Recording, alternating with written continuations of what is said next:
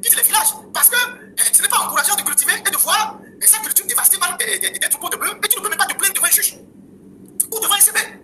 Parce que le CB protège le bouvier, le juge protège le bouvier parce que le bœuf appartient à un baron.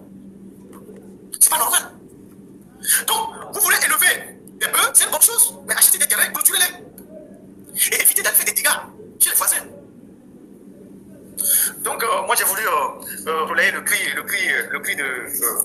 sais pas comment on appelle ça, relayer ces soucis que nos paysans ont. Parce qu'à cette allure-là, vous ne verrez plus personne dans l'agriculture. Hein. Vous ne verrez plus personne dans l'agriculture. Parce que c'est partout pareil. Le phénomène est partout. Il ne suffit pas d'avoir créé un ministère pour ça. Il faut prendre les décisions. Et les décisions doivent aller dans l'intérêt général. Pourquoi les décisions ne vont pas aujourd'hui dans l'intérêt général? Les décisions ne vont pas dans l'intérêt général aujourd'hui parce que l'État ou les dirigeants sont partie prenante du conflit. Parce que ce sont vos bœufs que les bouviers, essaient de promener un peu partout. Quand vous allez voir, parmi les ministres ou les grands directeurs de société, c'est eux qui ont les bœufs. Il faut venir ces bouviers-là du Niger, du nord même du Nigeria, pour venir obtenir leurs bœufs. Ils les payent pour ça. C'est pour ça que ces bouviers ont l'outrecuidance d'agresser les Togolais, même de les tuer dans leur champ. Parce qu'ils savent qu'ils ne seront pas poursuivis. Aujourd'hui, pour les jeunes de ce canton-là, qui sont détenus à Sokolé, c'est plutôt eux qui payent. Alors que c'est parmi eux que c'est eux qui ont été victimes. Non seulement leur champ a été dévasté par le bouvier, mais il y a eu un mort dans leur rang. Le bouvier a tué quelqu'un parmi les paysans. Et ce sont les paysans qui se retrouvent en prison parce que le bouvier est allé se plaindre qu'on est venu casser sa case et on a volé 400 000. Entre celui qui a perdu la vie et celui dont on a cassé la chambre, qui doit être en prison?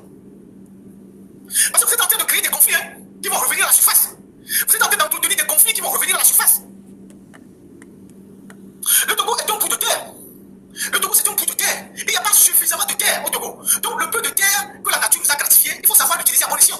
Donc, vous voulez élever des bœufs, vous achetez des terrains agricoles ou des terrains ruraux et vous délimitez votre territoire, vous élevez les bœufs dans un enclos.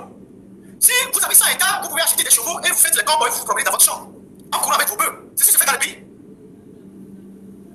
Il faut une décision radicale pour arrêter ces phénomènes-là. Sinon, ça va prendre feu partout ce qui se passe là. Et puis, les dirigeants ne peuvent pas être aussi des décideurs. C'est-à-dire, les dirigeants sont dans un conflit d'intérêts inimaginable. Ils sont à la fois décideurs et exécutants. Donc, depuis la source, ils essaient de protéger leurs intérêts.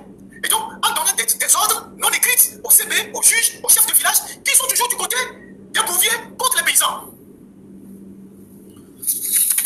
Bref, voilà ce que moi j'ai à dire.